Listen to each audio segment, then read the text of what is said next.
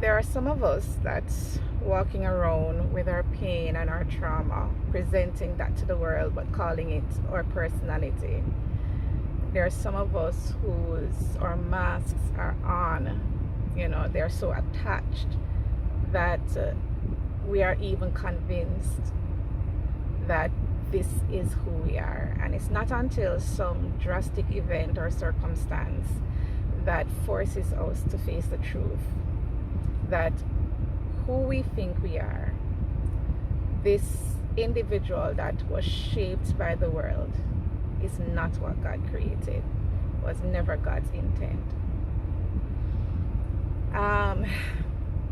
The world has hit many of us in some really painful places, but I know that the power of the Holy Spirit is such that it can bring healing. He can bring healing, and He can restore us to our true identity that is hidden in Christ.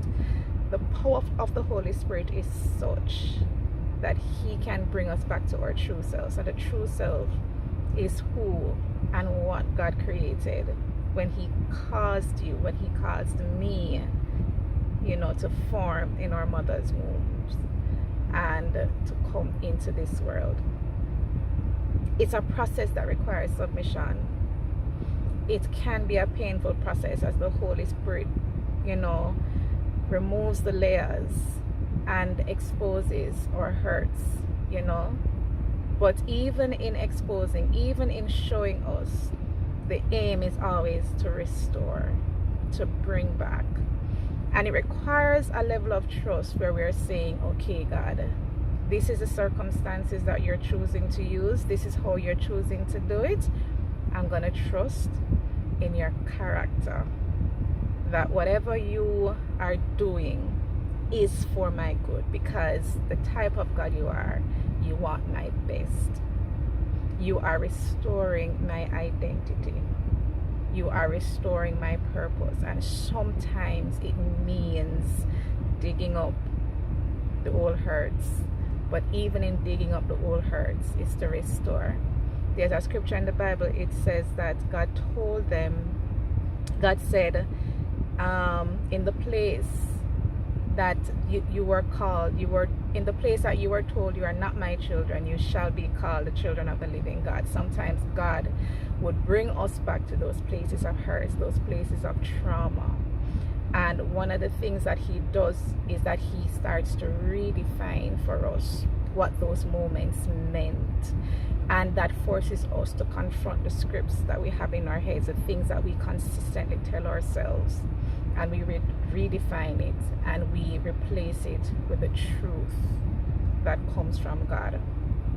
As I said, it's not an easy process, but it's a worthwhile one, to allow the Holy Spirit to take us through and bring healing and clarity. I pray that each individual will just allow this process to unfold. I pray that we will submit our hearts to the work of the Holy Spirit in our lives to bring us back into identity in Christ. The identity that God Himself has established over each and every one of us. And the identity that Christ died and rose again to restore. I bless you. Father God, I agree with you that your purpose is to restore the identity of man.